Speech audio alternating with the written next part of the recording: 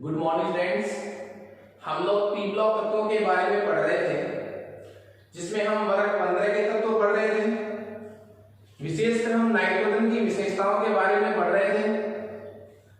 हमने कल जो लास्ट टॉपिक स्टार्ट कर रखा था वो था हमारा नाइट्रोजन का असामान्य व्यवहार। नाइट्रोजन का असामान्य व्यवहार, एबनॉर्मल बिहेवियर ऑफ नाइट्रोजन। इसमें कुछ बातें हमने लिखी थी, इसके कुछ रीजन लिखे थे और वो रीजन क्या थे। पहला रीजन था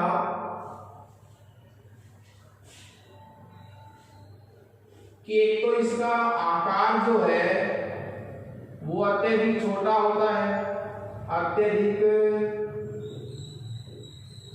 छोटा आकार होता है इसका।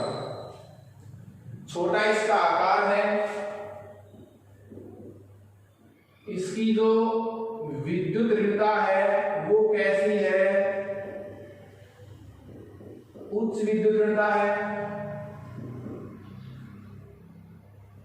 डी कक्षक अनुपस्थित है। डी कक्षक क्या इसके अनुपस्थित है। और छोटा आकार है, उच्च विद्युत ऋणता है, डी कक्षक अनुपस्थित है और उच्च आयनन ऊर्जा है। ओके, ये चार रीजन थे, ये विशेषताएं थी इसमें नाइट्रोजन में। इस वजह से वो क्या दिखा रहा था? असामान्य व्यवहार। कल मैंने आपको कहा था यहां कुछ रीजन वाले क्वेश्चन पढ़ेंगे, कारण के प्रश्न जिन्हें रीजन लगता है, अच्छे प्रश्न है। हमारा जो फर्स्ट क्वेश्चन है वो ये है। पहला जो सवाल हमारा है वो ये है कि जो नाइट्रोजन है वो या तो किसके साथ, स्वयं के साथ, या फिर किसी अन्य तत्व के साथ। या तो नाइट्रोजन किसके साथ? स्वयं के साथ या किसी तत्व के साथ। कैसा तत्व? जो विद्युत ऋणता कैसी है उसकी?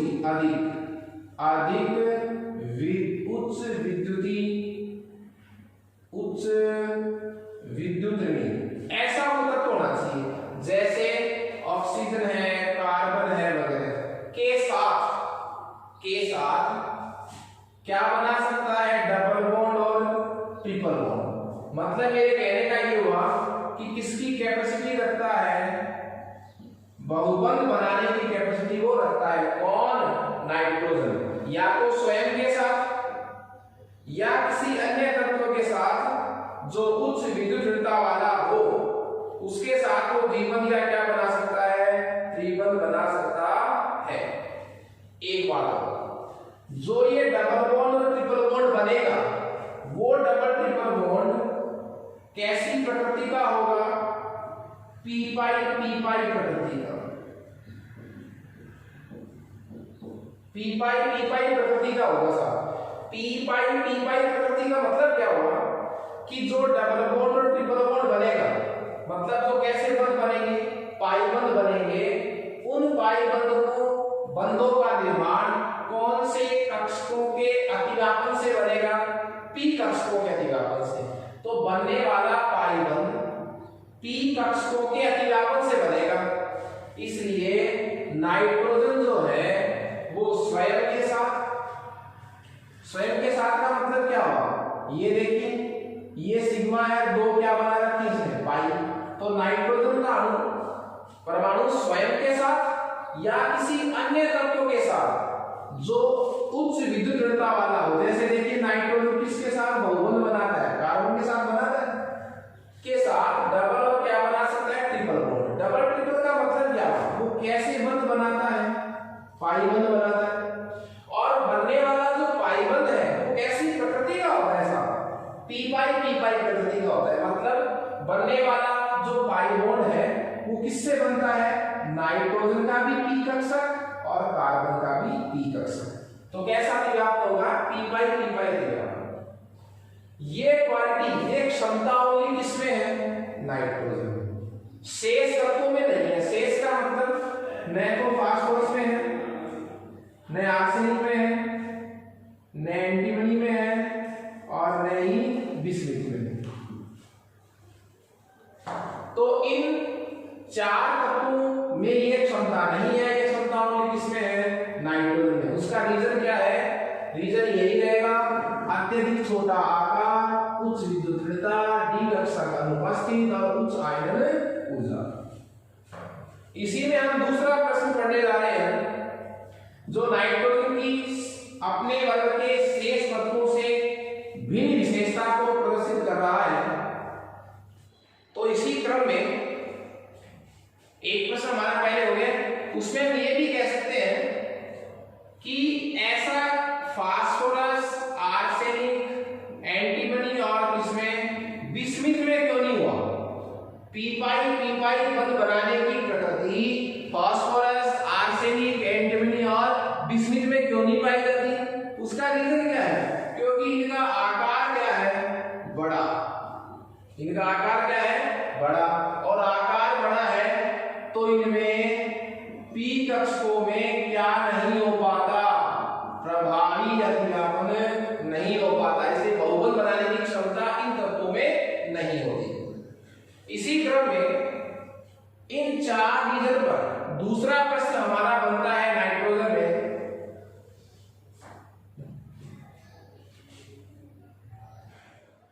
वो ये है कि नाइट्रोजन का जो अणु होता है, नाइट्रोजन का जो अणु है वो तो कैसा होता है साहब? द्विपरमाणु, डायएटमिक। और शेष जो अणु है फास्फोरस, आर्सेनिक, एंटीमनी और बिस्मुथ, उनके जो अणु है वो कैसे हैं? चतुष्परमाणु। तो नाइट्रोजन का अणु तो क्या है? द्विपरमाणु और शेष के अणु क्या है? चतुष्परमाणु का। इसका रीजन क्या है? क्योंकि नाइट्रोजन परमाणु का आकार छोटा होता है, डी कक्षक अनुपस्थित होते हैं।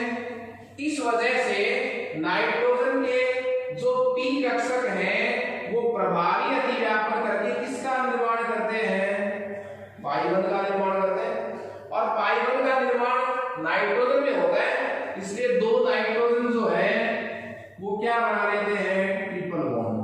जबकि शेष जो है फास्फोरस, आर्सेनिक, एंटीमनी और बिस्मुथ, इन तत्वों का परमाणु आकार बड़ा होता है, इसलिए इनमें कक्षकों का प्रभावी अतिव्यापन नहीं हो पाता। तो ये बहुबंध नहीं बनाते, सिंगल बंध बनाते।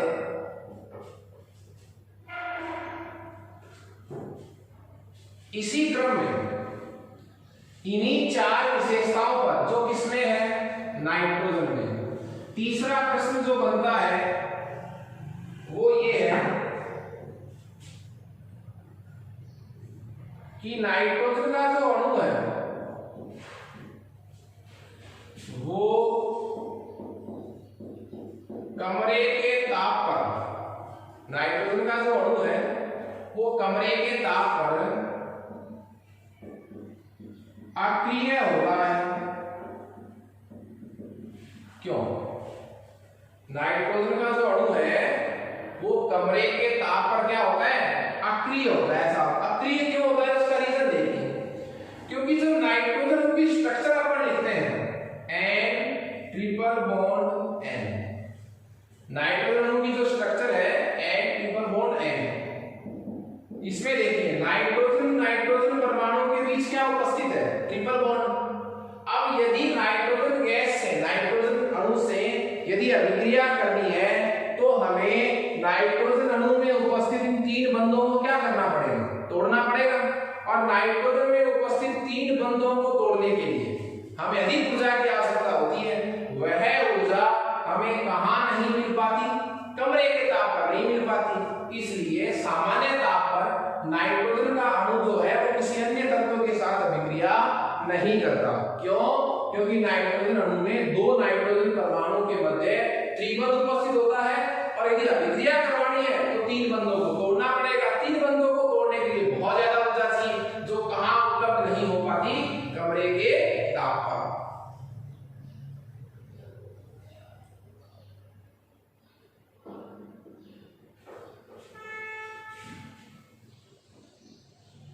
फोर्थ क्वेश्चन नंबर इसमें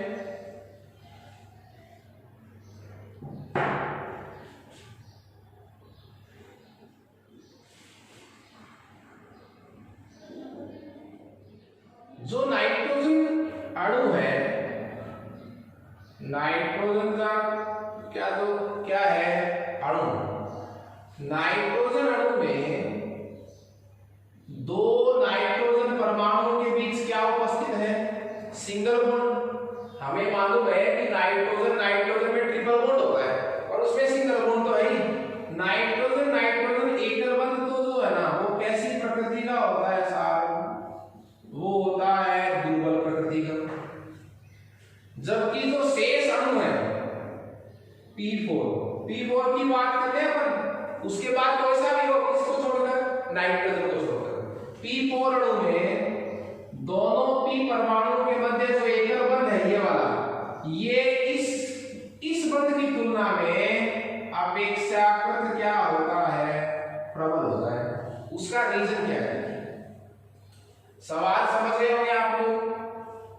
नाइट्रोजन के अणु में दोनों नाइट्रोजन परमाणुओं के मध्य जो सिंगल बंध रहता है वो अपेक्षाकृत दुर्बल प्रकृति का होता है। जबकि फास्फोरस के अणु में दोनों फास्फोरस परमाणुओं के मध्य जो सिंगल बॉन्ड होता है वो अपेक्षाकृत इस बंध से क्या होता है? स्ट्रांग होता है, प्रबल होता है।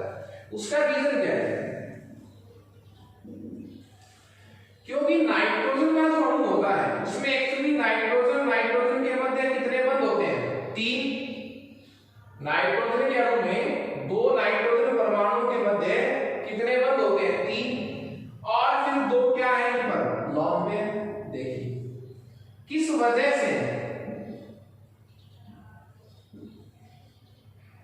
ट्रिपल बॉन्ड की उपस्थिति के कारण दो नाइट्रोजन परमाणु के मध्य की जो बंध लंबाई है वो क्या हो गई साहब?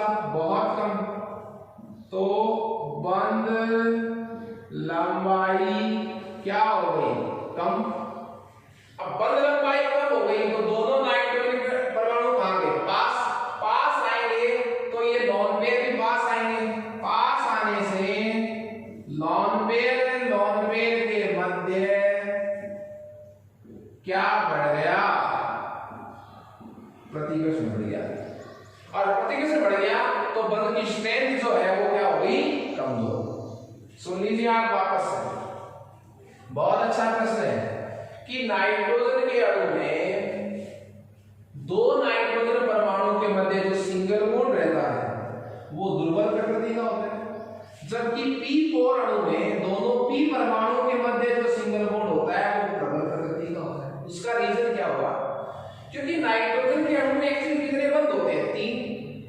तो 3 बंधों की वजह से दो नाइट्रोजन परमाणुओं के मध्य क्या हो गया? दूरी बहुत कम हो गई, बंध लंबाई बहुत कम हो गई क्योंकि ट्रिपल बॉन्ड हो गया। बंध लंबाई इतनी कम हो गई कि दोनों नाइट्रोजन पर पड़े हुए जो लॉन पेयर हैं वो और नजदीक आ गए। इनके नजदीक आने से लॉन पेयर के मध्य क्या लग गया? प्रतिकर्षण बल।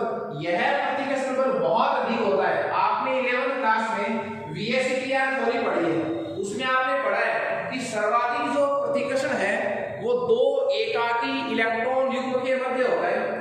इसलिए इस लॉन पेयर के प्रतिकर्षण की वजह से, इनके मध्य क्या होने की वजह से?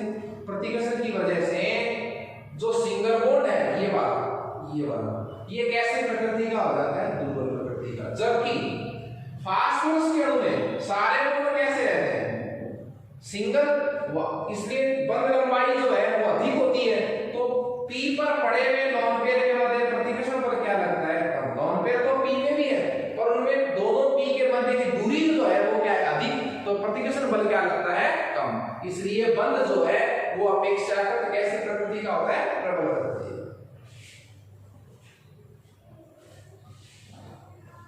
तो ये एक बहुत अच्छा प्रश्न था।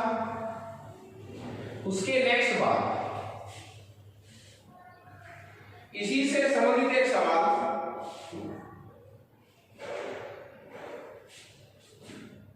पांचवा क्वेश्चन। देखिए नाइट्रोजन के बाह्यतम कोश में, नाइट्रोजन के बाह्यतम कोश में क्या नहीं होते, डी कक्षक अनुपस्थित होते हैं। डी कक्षक अनुपस्थित होने की बात को मैं आपको कई तरीके से बता सकता हूं। जैसे देखिए नाइट्रोजन का परमाणु क्रमांक कितना, 7। नाइट्रोजन का परमाणु क्रमांक 7, इसका विन्यास देखिए आप 1s2 2s2 2p3। तो बाह्यतम कोश कौन सा हुआ, 2। तो बाह्यतम कोश कौन सा हो गया भाई, सेकंड कोश। और आपको पता है दूसरे कोश में डी उपकोश नहीं होता तो डी कक्षक नहीं होंगे। डी कक्षक नहीं होते तो संयोजकता का विस्तार नहीं हो पाता। कैसे, देखो आप ओनली इसको लिखो, मैं ये बात आपको कल भी बता चुका था। जैसे देखते हैं ये 2s और ये 2p, मैं 1s2 क्यों नहीं लिख रहा, क्योंकि ये तो बनने वाले भाग नहीं लेगा।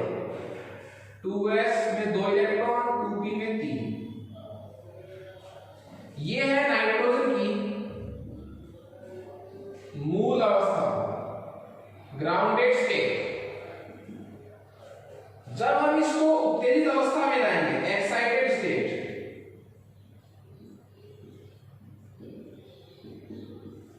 उत्तेजित अवस्था में लाएंगे तो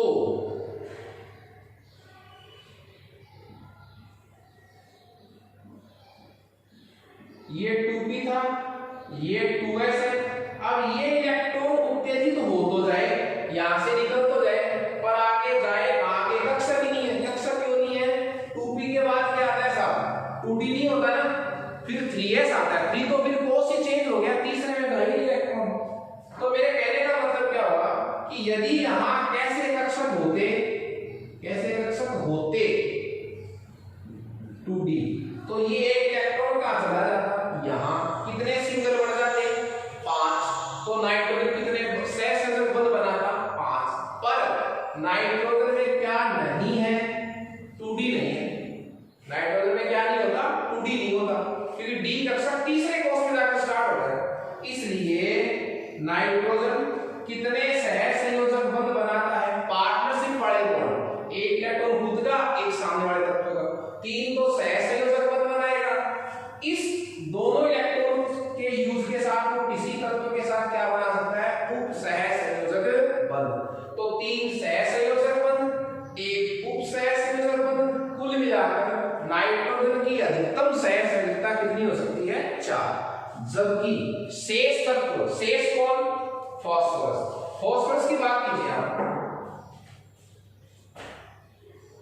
मैं बात किसकी करूं, फास्फोरस। फास्फोरस में कितने नंबर बनाता है फास्फोरस, 15 पर।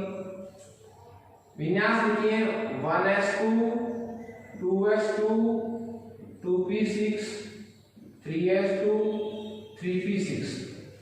3p6 नहीं आएगा, 3p3 आएगा। देखिए इसमें बाह्यतम कोश कौन सा है, पहला है, दूसरा है, तीसरा है, तीसरा। तो इनकी तो बात नहीं करें अपन। बाह्यतम कोश कौन सा है, तीसरा। तीसरे में 3d भी होता है, 3s 3p 3d, 3f नहीं होता। मालूम है कि 3d पड़ा तो है पर उसमें इलेक्ट्रॉन नहीं है, पर खाली तो पड़े कक्षक, इलेक्ट्रॉन तो नहीं है। अब देखो फास्फोरस का भी आप विन्यास लिखो इसी तरह, नाइट्रोजन की तरह मूल अवस्था। तो क्या लिखेंगे, फास्फोरस की मूल अवस्था, ग्राउंडेड स्टेट, फास्फोरस की मूल अवस्था। तो 3s2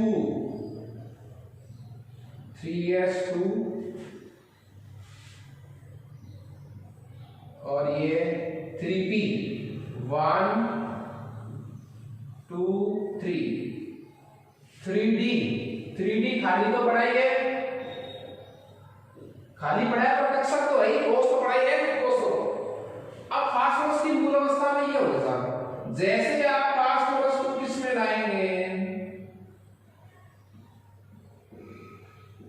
उत्तेजित अवस्था में।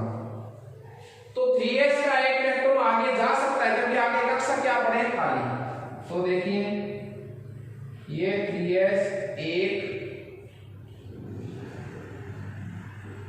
ये 3p में 3 है 1 2 3 और ये 3d 1 2 3 4 3d। तो यहां वाला एक कक्षक उत्तेजित अवस्था में कहां चला गया? तो यहां क्यों चला गया? यहां तो क्यों नहीं गया? यहां इसलिए नहीं गया क्योंकि 2 में 2d होता ही नहीं, तो ये यही रह गया। तो यहां तो कितने अधिकतम शेष कितना हो गई? 4, मतलब 4 बंद बना सकता है। यहां देखो 1 2 3 4 5 5 एकाकी इलेक्ट्रॉन है, इसका मतलब फास्फोरस की संयोजकता कितनी हो सकती है? 5। वो 5 सह संयोजक बंध बना सकता है। तो हमारा एक प्रश्न था जो हमने कल पढ़ा था कि नाइट्रोजन की संयोजकता 4 से ज्यादा नहीं हो सकती, फास्फोरस 5 बंध बना सकता है। वो इस वजह से, ये मतलब है इस टॉपिक का कि डी कक्षक की अनुपस्थिति। नाइट्रोजन में 2d नहीं होता, शेष तत्वों में डी कक्षक खाली पड़े होते हैं, इसलिए इलेक्ट्रॉन आगे चले जाते हैं तो संयोजकता का क्या हो जाता है? विस्तार हो जाता है। ये हमने नाइट्रोजन का असामान्य व्यवहार पढ़ा है, नाइट्रोजन के रासायनिक गुणों में। अब हम नेक्स्ट क्लास में नाइट्रोजन की हाइड्रोजन से क्रिया के बारे में पढ़ेंगे। Okay, thank you friends.